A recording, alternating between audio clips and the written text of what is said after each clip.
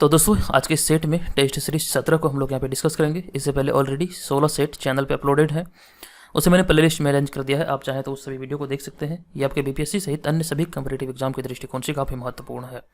इस वीडियो में कुल मिला के प्रश्नों की संख्या है 50, इसमें और 10 प्रश्न जो है वो करंट अफेयर्स के हैं। तो आप इस पूरे वीडियो को ध्यानपूर्वक देखिए। इसका जो फुल मार्क्स है वो है 50 और इसका पासिंग मार्क्स रखा गया है 35। आप कोशिश कीजिए कि यहाँ पे आपके 35 से अधिक प्रश्न सही हो। अगर 35 से अधिक सही होते हैं तो आपकी तैयारी को काफ़ी अच्छी मानी जाएगी, लेकिन अगर 35 से कम होता है तो आपको यहाँ पे फेल माना जाएगा। इस पूरे वीडियो को आप एग्जाम के तौर पे लीजिए, कॉपी और पेन लेके बैठिए और सॉल्व करते हुए सभी प्रश्न के आंसर को काउंट करते जाइए और वीडियो के अंत बताइए कि आपने कितने प्रश्नों को सही से हल किया। इससे आपकी तैयारी का अंदाजा लगेगा। और यहाँ पे जो प्रत्येक प्रश्न होंगे इसकी प्रकृति एकदम से हूबहू बीपीएससी प्रारंभिक परीक्षा के पैटर्न पर आधारित होगी। यानी कि सभी प्रश्न में आपको 5 ऑप्शन देखने को मिलेगा और सभी प्रश्न में आपको 5वां ऑप्शन को भी ध्यान रखना पड़ेगा। तो यहाँ पे मैं प्रश्न को पढ़ूंगा, उसके बाद आपको 5 सेकंड का टाइम दिया जाएगा और इस बीच आप प्रश्न को सॉल्व करके अपना आंसर काउंट करते हुए हमें कमेंट बॉक्स में भी बता सकते हैं। तो चलिए शुरू करते हैं। सबसे पहला प्रश्न, व्यापारिक खोज करने में कौन सी यूरोपीय कंपनी सबसे आगे थे?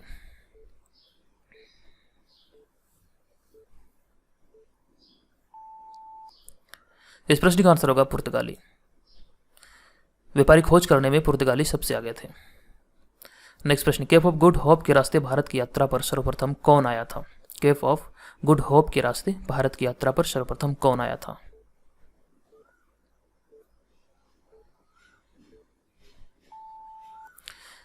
इसका आंसर हो जाएगा Vasco da Gama. Option number B यहां पर करेक्ट होगा। नेक्स्ट प्रश्न है, वास्को डी गामा ने भारत की खोज कब की थी? इस टेस्ट सीरीज के अंतर्गत जितने भी प्रश्न है यहाँ पर 50 में से 40 प्रश्न है वो यूरोपीय कंपनियों का भारत में आगमन चैप्टर से लिया गया है। तो ये आपके लिए काफ़ी उपयोगी है, चाहे आप बीपीएससी या किसी भी कॉम्पिटेटिव एग्जाम की तैयारी में लगे हुए हैं। तो अगला प्रश्न जो है, वास्को डी गामा ने भारत की खोज कब की थी? बताइए इसका आंसर क्या होगा।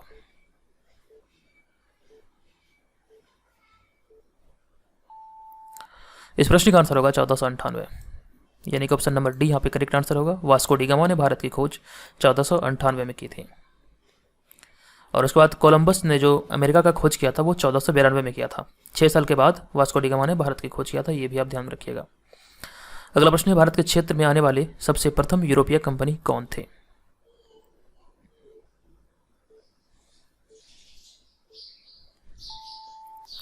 इस प्रश्न का आंसर होगा पुर्तगाली।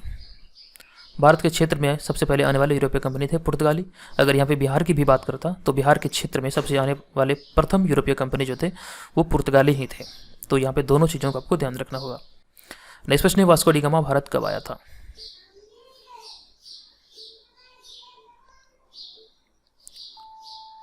इस प्रश्न का आंसर होगा ऑप्शन नंबर डी, यानी कि 1498। तो दोस्तों इस टेस्ट सीरीज के अंतर्गत ये ऐसा पहला वीडियो है जहाँ पे मैंने टॉपिक वाइज टेस्ट अरेंज किया है। इससे प्रीवियस जितने भी वीडियो हैं ये मिसलिनियस तरीके से बनाया गया था। तो यहाँ पे आप कमेंट करके बताइए कि टॉपिक वाइज टेस्ट सही रहेगा या फिर जो मिसलिनियस तरीके से चल रहा था वो सही था। अगर आपकी कोई राय है, कोई सुझाव है तो प्लीज़ ज़रूर बताइएगा। तो इस बात का ध्यान रखेंगे, कमेंट करके मुझे ज़रूर बताइएगा। उस पर चलते हैं अगला प्रश्न। अगला प्रश्न है, वास्को डी गामा भारत के पश्चिमी तट के किस बंदरगाह पर आया था?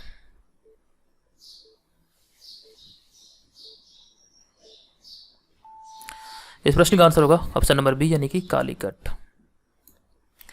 नेक्स्ट प्रश्न, कालीकट के किस तत्कालीन शासक ने वास्को डी गामा का स्वागत किया था?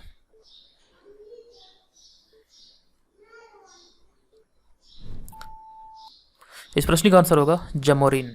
जमोरिन ने वास्को डी गामा का कालीकट के तट पर स्वागत किया था। सही answer option number C. Next प्रश्न, पुर्तगालियों ने अपनी पहली फैक्ट्री कहां पर स्थापित की थी?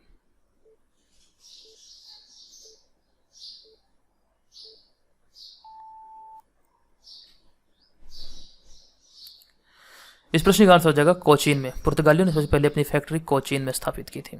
ऑप्शन नंबर ए यहाँ पर इस प्रश्न का करेक्ट आंसर हो जाएगा। नेक्स्ट प्रश्न है, पुर्तगालियों ने अपनी पहली फैक्ट्री कोचीन में कब स्थापित की थी?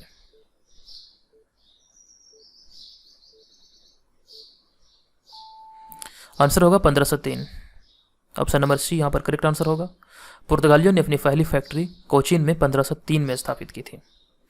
उसके बाद अगला प्रश्न है, 1505 में पुर्तगालियों की दूसरी फैक्ट्री कहाँ स्थापित की गई थी?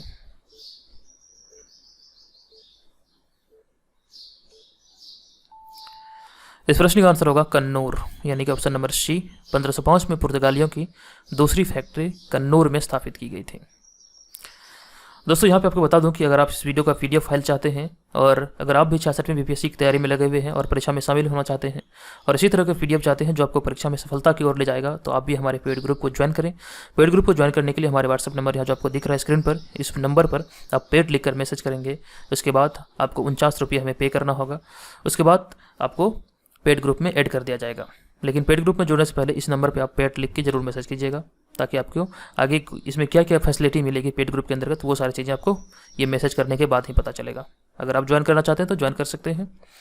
चलिए अगला प्रश्न है, ब्लू वाटर पॉलिसी का सिद्धांत किसने दिया था?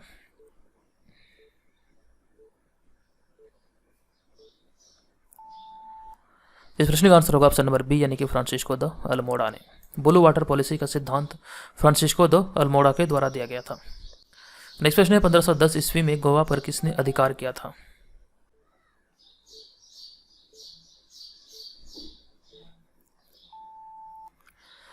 तो यहाँ पे इस प्रश्न का आंसर होगा ऑप्शन नंबर ए हमारा, यानी कि पुर्तगाली गवर्नर अल्फांसो द अल्बुकर्क ने 1510 ईस्वी में गोवा पर अधिकार कर लिया था। देखिए यहाँ पे गलती से दूसरे नंबर में भी पुर्तगाली गवर्नर अल्फांसो द अल्बुकर्क लिखा गया है, तो हम यहाँ पे ऑप्शन नंबर ए को ही लेकर चलेंगे, क्योंकि ये पहले है तो इसलिए पहला ऑप्शन यहाँ पे सही होगा।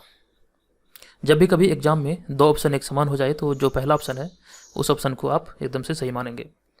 अगला प्रश्न है, पुर्तगालियों ने मलक्का पर कब अपना अधिकार स्थापित किया था?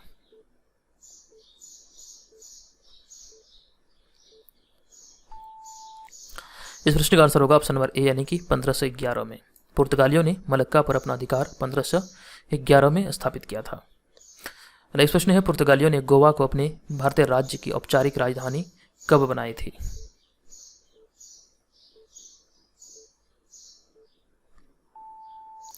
ये 1530 में बनाया गया था, और मैंने आपको बताया कि 1505 में इन्होंने अपनी दूसरी फैक्ट्री कन्नूर में लगाई थी, जबकि 1503 में पुर्तगालियों ने पहली फैक्ट्री कोचीन में लगाई थी। लेकिन इसका औपचारिक राजधानी 1530 में बनाया गया था पुर्तगालियों का गोवा में, तो इस बात का आप ध्यान रखेंगे। नेक्स्ट प्रश्न है, कौन सी व्यापारिक कंपनी डकैती और लूटपाट में पीछे नहीं थे?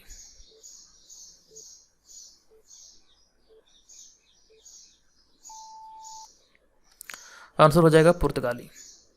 ये व्यापारिक कंपनी जो थी ये डकैती और लूटपाट में पीछे नहीं थी, ये काफ़ी जम के डकैती और लूटपाट करते थे। इसका आंसर हो जाएगा ऑप्शन नंबर बी, यानी कि पुर्तगाली। अगला प्रश्न है, भारत में तंबाकू खेती किसने शुरू किया था?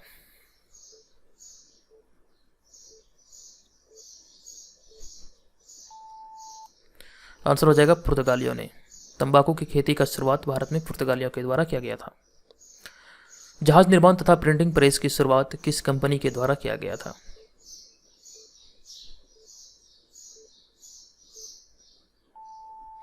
तो इस प्रश्न का भी आंसर हो जाएगा पुर्तगालियों के द्वारा। ऑप्शन नंबर सी यहाँ पर करेक्ट आंसर होगा। नेक्स्ट प्रश्न है, पुर्तगालियों ने प्रथम प्रिंटिंग प्रेस की स्थापना कब और कहां की थी?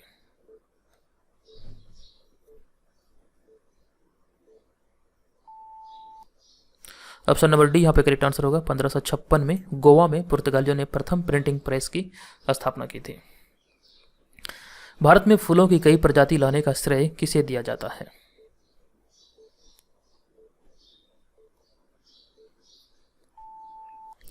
इस प्रश्न का आंसर होगा पुर्तगालियों को। इसका श्रेय पुर्तगालियों को दिया जाता है। ऑप्शन नंबर बी करेक्ट होगा।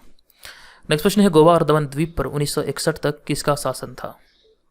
कौन सी यूरोपीय कंपनियों का शासन था? आंसर हो जाएगा पुर्तगालियों का। आज़ादी के बाद तक भी गोवा और दमन द्वीप पर पुर्तगालियों का शासन था। अगला प्रश्न है, डच कहाँ के मूल निवासी थे?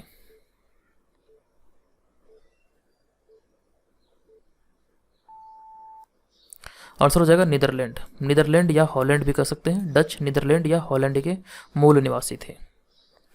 नेक्स्ट प्रश्न है, प्रथम डच कंपनी की स्थापना कब हुई थी?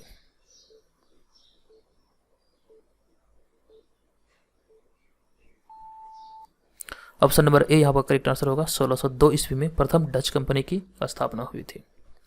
नेक्स्ट प्रश्न है, बेदरा का युद्ध कब हुआ था?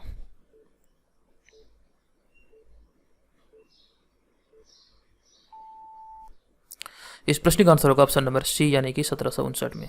अंग्रेजों और डचों के बीच ये युद्ध हुआ था 1759 में। इस युद्ध में डचों की जो अस्तित्व था उसे पूरी तरह से बर्बाद कर दिया गया था अंग्रेज के द्वारा। इसी युद्ध के बाद जो यूरोपीय कंपनी डच थी वो भारत से वापस चली गई थी नीदरलैंड या हॉलैंड। नेक्स्ट प्रश्न है बेदरा का युद्ध 1759 में किसके बीच हुआ था?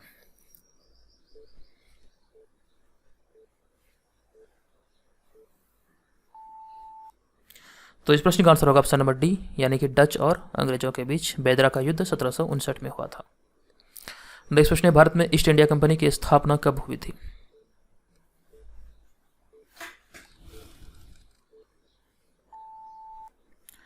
आंसर हो जाएगा 1600 ईस्वी को। 31 दिसंबर 1600 ईस्वी को भारतीय ईस्ट इंडिया कंपनी की स्थापना हुई थी। अगला प्रश्न है कैप्टन हॉकिंस किसके दरबार में गया था?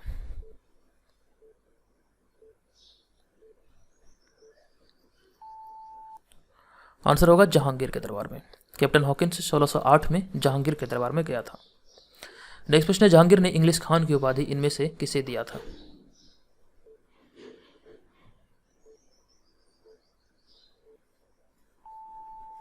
इस प्रश्न का आंसर होगा कैप्टन हॉकिंस को।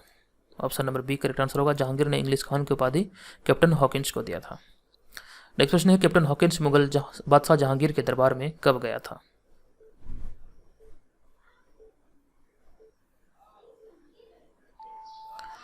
इस प्रश्न का आंसर होगा ऑप्शन नंबर बी, यानी कि 1608 में।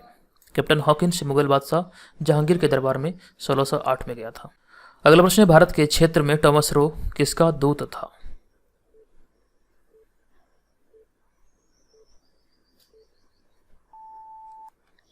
आंसर हो जाएगा जेम्स प्रथम का। भारत के क्षेत्र में टॉमस रो जेम्स प्रथम का राजदूत था। नेक्स्ट प्रश्न है सर टॉमस रो जहांगीर के दरबार में कब पहुंचा था?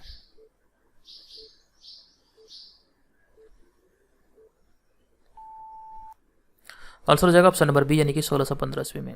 टॉमस रो जहांगीर के दरबार में 1615 में, जबकि कैप्टन हॉकिंस 1608 में जहांगीर के दरबार में पहुंचा था।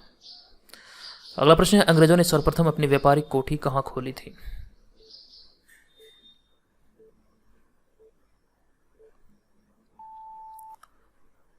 इस प्रश्न का आंसर होगा मसूलीपट्टनम। ऑप्शन नंबर बी यहाँ पे करेक्ट आंसर होगा। अंग्रेजों ने सर्वप्रथम अपनी व्यापारिक कोठी मसूलीपट्टनम में खोली थी। नेक्स्ट प्रश्न है मसूलीपट्टनम में अंग्रेजों ने अपनी फैक्ट्री कब स्थापित की थी?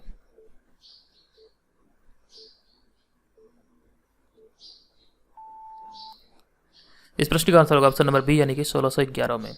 मसूलीपट्टनम में अंग्रेजों ने अपनी पहली फैक्ट्री 1611 में स्थापित की थी। अगला प्रश्न है मुगल साम्राज्य के अंतर्गत अंग्रेजों ने अपनी फैक्ट्री कहाँ स्थापित की थी? अपनी पहली फैक्ट्री मुगल साम्राज्य के अंतर्गत कहाँ पर स्थापित की थी?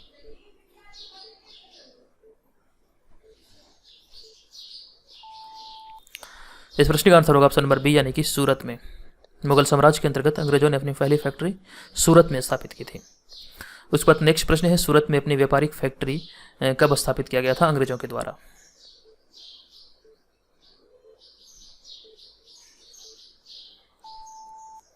आंसर हो जाएगा ऑप्शन नंबर बी, यानी कि 1612 ईस्वी में। देखिए यहाँ पे आपको एक कन्फ्यूजन हो रहा होगा कि जो व्यापारिक कंपनी अंग्रेजी व्यापारिक कंपनी थी ब्रिटिश ईस्ट इंडिया कंपनी, उन्होंने सबसे पहला फैक्ट्री जो लगाया था वो मसूलीपट्टनम में 1611 में लगाया था। लेकिन कई सारे ऐसे पुस्तक हैं जहाँ पे आपको ये गलत लिखा मिलेगा कि उन्होंने सबसे पहली फैक्ट्री सूरत में लगाई थी। लेकिन आप इस बात को ध्यान रखिएगा कि सबसे पहला जो व्यापारिक फैक्ट्री था वो मसूलीपट्टनम में 1611 में लगाया था। उसके एक वर्ष बाद सूरत में लगाया गया था। आपको यहाँ पे कंफ्यूज मत कीजिएगा, क्योंकि सूरत जो था वो मुगल साम्राज्य के अंतर्गत था। तो मुगल साम्राज्य के अंतर्गत अपनी पहली फैक्ट्री वो सूरत में लगाया था। लेकिन अगर मुगल साम्राज्य की बात नहीं करेगा तो वहाँ पे आपका आंसर उस स्थिति में मसूलीपट्टनम होगा।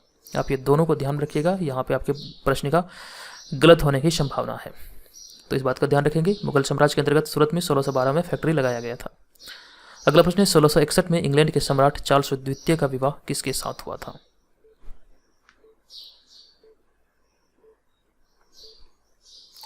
आंसर हो जाएगा ऑप्शन नंबर ए, यानी कि कैथरीन के साथ हुआ था। नेक्स्ट प्रश्न है कैथरीन कहाँ की राजकुमारी थी?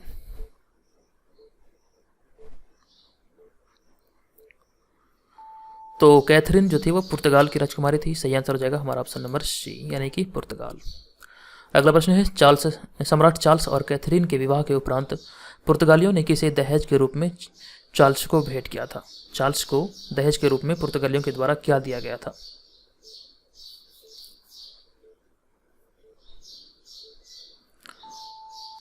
तो पुर्तगालियों ने सम्राट चार्ल्स को दहेज के रूप में मुंबई भेंट किया था।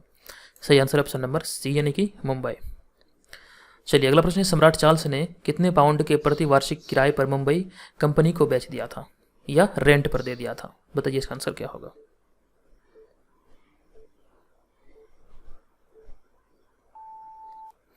इस प्रश्न का आंसर होगा ऑप्शन नंबर ए यानी कि 10 पाउंड प्रति वर्ष किराए पर जो मुंबई थी वो ब्रिटिश ईस्ट इंडिया कंपनी को रेंट पे दे दिया था। सही आंसर ऑप्शन नंबर ए यानी कि 10 पाउंड। नेक्स्ट प्रश्न है, 1639 ईस्वी में फोर्ट सेंट जॉर्ज किले का निर्माण कहाँ किया गया था? फोर्ट सेंट जॉर्ज किले का निर्माण कहाँ किया गया था 1639 ईस्वी में?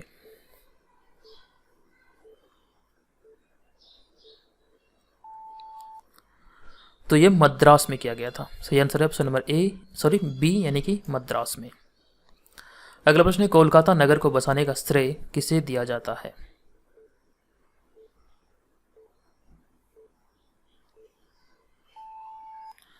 आंसर हो जाएगा ऑप्शन नंबर बी यानी कि जॉर्ज चारनॉक को कोलकाता नगर बसाने का श्रेय दिया जाता है।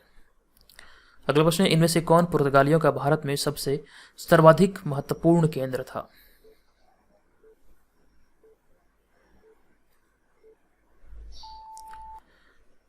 देखिए यहाँ पर प्रश्न है, इनमें से कौन पुर्तगालियों का भारत में सर्वाधिक महत्वपूर्ण केंद्र था? तो मैंने आपको बताया था कि जो पुर्तगाली कंपनी थे उन्होंने सबसे पहले कोचीन में अपना व्यापारिक कोठी खोला था 1503 में, और फिर उसके बाद 1505 में उन्होंने कन्नूर में अपना दूसरी फैक्ट्री को स्थापित किया था। तो लेकिन यहाँ पे प्रश्न है, पुर्तगालियों के भारत में सबसे सर्वाधिक महत्वपूर्ण केंद्र कौन था?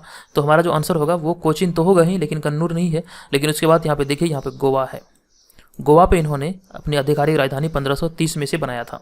तो यहाँ पे हमारा दोनों ऑप्शन सही हो जाएगा। इस प्रकार हम देखेंगे ऑप्शन नंबर ई यहाँ पर करेक्ट होगा। इनमें से कोई नहीं, उपयुक्त में से एक से अधिक। पुर्तगालियों का भारत में सर्वाधिक महत्वपूर्ण केंद्र था गोवा और कोचीन। ऑप्शन नंबर ई यहाँ पर करेक्ट आंसर हो जाएगा।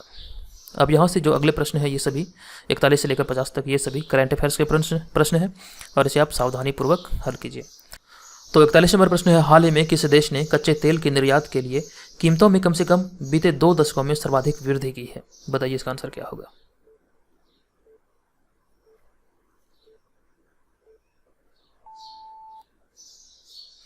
इस प्रश्न का आंसर होगा ऑप्शन नंबर बी यानी कि सऊदी अरब। सर्वाधिक वृद्धि किया गया है पिछले 2 दशकों की अपेक्षा। तो आंसर हो जाएगा ऑप्शन नंबर बी यानी कि सऊदी अरब। नेक्स्ट प्रश्न, हाल ही में किस भारतीय को नासा विशिष्ट लोक सेवा पदक से सम्मानित किया गया है?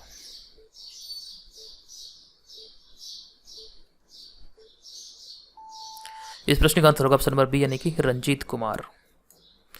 चलिए अगला प्रश्न है, हाल ही में किस संस्थान ने कोविड-19 के लिए एक कृत्रिम बुद्धिमत्ता आधारित परीक्षण किट विकसित किया है?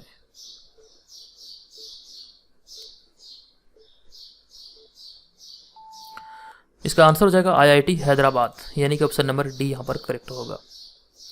नेक्स्ट प्रश्न है, हाल ही में किस राज्य सरकार ने कोरोना के कारण शनिवार, रविवार एवं सार्वजनिक छुट्टी वाले दिन लोगों को घर से निकलने पर प्रतिबंध लगा दिया है? बताइए इसका आंसर क्या होगा।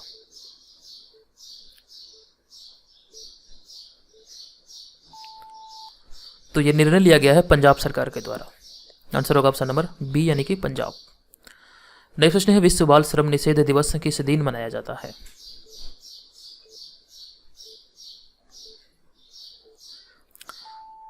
तो ये प्रत्येक वर्ष 12 जून को मनाया जाता है। आंसर हो जाएगा ऑप्शन नंबर सी 12 जून। नेक्स्ट प्रश्न है, किस राज्य सरकार ने अगले 6 महीने में 10 लाख रोजगार उपलब्ध कराने की कार्य योजना तैयार की है?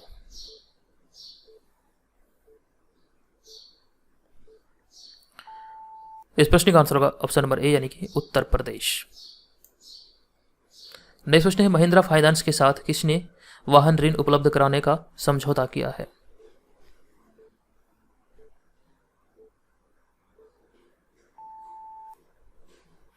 इसका आंसर होगा ऑप्शन नंबर बी यानी कि मारुति सुजुकी। महिंद्रा फाइनेंस के साथ मारुति सुजुकी ने वाहन ऋण उपलब्ध कराने का फैसला किया है। अगला प्रश्न है, हाल ही में किस राज्य के मंत्रिमंडल ने गौवध निरोधक अध्यादेश 2020 को मंजूरी दे दिया है?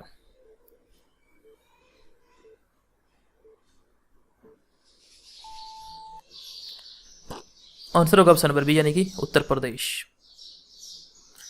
हाल ही में उत्तर प्रदेश ने गौवध निरोधक अध्यादेश 2020 को मंजूरी दिया है। सही आंसर ऑप्शन नंबर बी यानी कि उत्तर प्रदेश। नेक्स्ट प्रश्न है, हाल ही में किस राज्य सरकार के द्वारा कौशल पोर्टल और ऑनलाइन श्रमिक रोजगार विनियम की शुरुआत की गई है?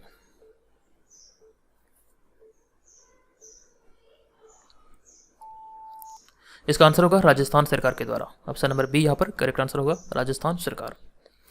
नेक्स्ट प्रश्न है, राष्ट्रीय कृषि और ग्रामीण विकास बैंक यानी कि नाबार्ड ने असम ग्रामीण विकास बैंक को कितने करोड़ रुपए की विशेष चल निधि सुविधा देने की घोषणा की है?